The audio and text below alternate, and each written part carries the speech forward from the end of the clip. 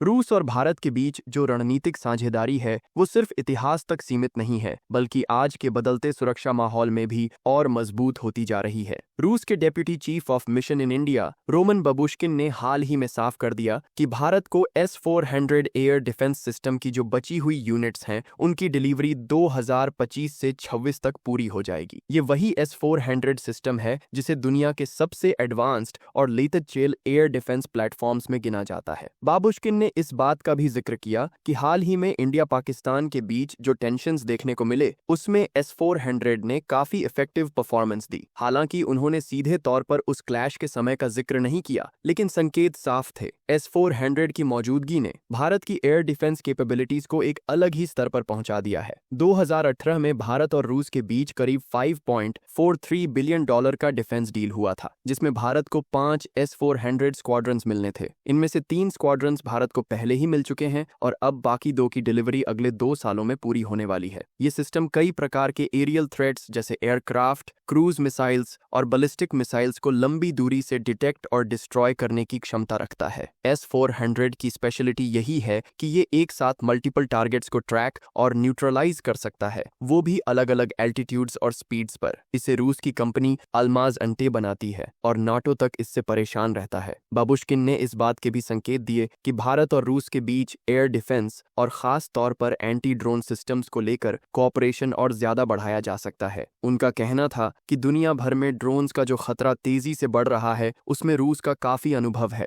रूस पिछले कई सालों से इस खतरे का सामना कर रहा है, खास तौर पर यूक्रेन के साथ ऑनगोइंग कॉन्फ्लिक्ट में। उन्होंने कहा कि रूस लगातार अपने सिस्टम्स को मॉडर्नाइज कर रहा है और भारत के साथ मिलकर इस चैलेंज को टैकल करने की पॉसिबिलिटी पर दोनों देश बात कर रहे हैं। ये भी जानना दिलचस्प है कि हाल ही में भारत पाकिस्तान सीमा पर जो ड्रोन एक्टिविटीज बढ़ी हैं उसमें भी ये साफ हो गया है कि आने वाले समय में ड्रोन वॉरफेयर एक बड़ी चुनौती होगी, चाहे वो सर्वेलेंस ड्रोन्स हों या छोटे आर्म्ड ड्रोन्स। इनसे निपटने के लिए सोफिस्टिकेटेड काउंटर ड्रोन टेक्नोलॉजीज की जरूरत है और रूस इसमें भारत का भरोसेमंद पार्टनर बन सकता है। बाबुश्किन ने यह भी बताया कि एंटी ड्रोन सिस्टम्स पहले से ही इंडिया रसिया डिफेंस डायलॉग का हिस्सा हैं और इस पर लगातार बातचीत हो रही है। उन्होंने ये भी कहा कि स्ट्रेटेजिक एनवायरनमेंट को देखते हुए दोनों देशों के लिए ये पार्टनरशिप और भी क्रिटिकल हो गई है। इसके अलावा बाबुश्किन ने Russian foreign minister Sergei Lavrov की संभावित भारत यात्रा के बारे में भी अपडेट दिया। हालांकि इसके डेट्स अभी कंफर्म नहीं है, लेकिन इतना तय है कि आने वाले महीनों में इंडिया रसिया के बीच डिफेंस और स्ट्रेटेजिक लेवल पर कई अहम मीटिंग्स हो सकती हैं। अगर हम ब्रॉडर पिक्चर देखें तो भारत और रूस की defence partnership cold war era से चली आ रही है। चाहे वो MiG-21J टेस्ट हों, T-90 टैंक्स या ब्रह्मोस मिसाइल, रूस ने हमेशा भारत को कटिंग एज टेक्नोलॉजी दी है। और अब जब भारत खुद डिफेंस मैन्युफैक्चरिंग में आत्मनिर्भर बनने की कोशिश कर रहा है तो रूस के साथ ये टेक्नोलॉजी ड्रिवन कोलैबोरेशन और भी अहम हो गया है।